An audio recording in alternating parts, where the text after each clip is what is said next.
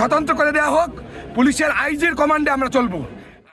আমরা কোনো সরকারের অধীনে আর গোলামি করবো না। যারা এই জীবন পাঁচাটি করছে, যারা এই জীবন পাঁচাটি করছে, তাদের সাথে আমরা আর নাই। আমরা সুন্দর, নিরপেক্ষ এবং সুন্দর একটি পুলিশ বাহিনী করতে চাই।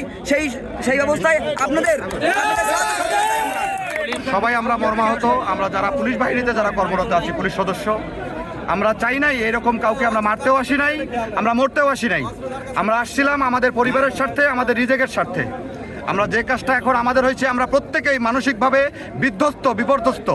প্রত্যেকটা পুলিশ সদস্য আমাদেরকে ব্যবহার করছে যারা, তারা আজকে দেশ পলাতক। আমাদের কোনো গার্জিয়ান ছিল না আমাদের রাজারবাগে।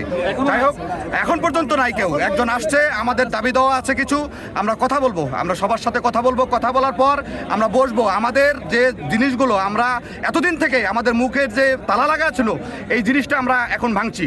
আমাদের মুখের কথাগুলো এখন আমরা প্রকাশ করব যে আমরা আসলে কিভাবে নির্যাতিত হয়েছি এই নিম্নপদস্থ কর্মচারীরা। এই জিনিসটা আমাদের এই প্রত্যেকের কথা, এটা আমার কথা না। আমরা যারা আছি রাজারবাগে, যারা অবস্থান করতেছি এখন পর্যন্ত, প্রত্যেকের, শুধু বাংলাদেশে যারা সকল পুলিশের কথা আমি বলতেছি, বাংলাদেশের সকল পুলিশ যারা আছে তাদের কথা আমি বলতেছি। আমার মনের কথা আমি মনে করি, প্রত্যেকটা পুলিশ সদস্যের বর্তমান মনের কথা, আমাদেরকে বিপদগ্রস্ত করে পুরো বাংলাদেশের কাছে আমাদেরকে ধ্বংস করে যারা পলাতক হয়েছে তাদেরকে যাতে কোনোভাবেই দেশ ছাড়া না করা হয়। আমাদেরকে যেভাবে ইউজ করা হয়েছে, এখন তো তার শিকার আপনারা দিয়ে দিচ্ছেন। তার জবাব কালকে প্রত্যেকটা থানায়, কালকে যে গণহত্যা চালানো হয়েছে 25 মার্চের থেকে ভয়ানক হয়েছে। সারা বাংলাদেশ যে গণহত্যা চালানো হয়েছে 25 মার্চের থেকে ভয়ানক হয়েছে। প্রত্যেকটা পুলিশ সদস্য আমরা কান্না করছি যে কেন আমরা তো মরতে আসি নাই ভাই, আমরা কাউকে মারতেও আসি নাই। আমরা কেন এটা শিকার হইলাম? আমরা কেন প্রথম, যদি এই আইজিপি যদি প্রথম বক্তৃতা দিত যে আমরা জনগণের বুকে আমরা গুলি চালাইতে পারবো না, মাননীয় প্রধানমন্ত্রী বা রাষ্ট্রপতি আপনি একটা সিদ্ধান্ত দেন, তাহলে আমাদের এই পরিস্থিতি আজকে আসে না। আমাদের পুলিশের রাজনৈতিক দল স্বার্থ হাসিলের জন্য আমাদের ইউজ করছে। আপনারা অবশ্যই জানেন কারা কারা ইউজ করছে। 4-5টা এজেন্ডা পুলিশের হিসাব করে দেন। বিপ্লব, আমাদের আইজিপি হারুন, এজেন্ডার কারণে আজকে আমাদের এই পরিস্থিতি। আমাদের তাদের রাজনীতির চেয়ার ঠিক রাখার জন্য, তাদের অস্তিত্ব ঠিক রাখার জন্য আমাদেরকে সবগুলো মানুষকে বিপদগ্রস্ত করছে, সবগুলো মানুষের পরিবারকে বিপদগ্রস্ত করছে। এদের শাস্তি, এদেরকে আমাদেরকে যেভাবে আমাদেরকে যেভাবে কুত্তার মতো পিটায় মারছেন, এদেরকেও রাস্তায় না কুত্তার মতো পিটান। আমি বিশুদ্ধবারে পুলিশ টেলিকম আমি চাকরি করি। ওখান থেকে বাসায় যাওয়ার পরে আমি বাসায় থাকতে পারি নাই।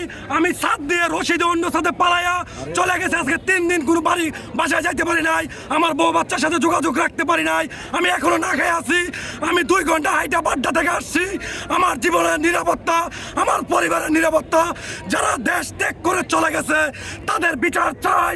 এবং কি আমার পুলিশ ভাইদেরকে যেভাবে নির্মমভাবে হত্যা করা হয়েছে, তাদের যারা দেশের এই হারুন, ওই হাবিব, ওই মামুন, ওই মনির, যারা আমাদেরকে ন্যায় দিয়ে চলে গেছে, তাদের বিচার চাই।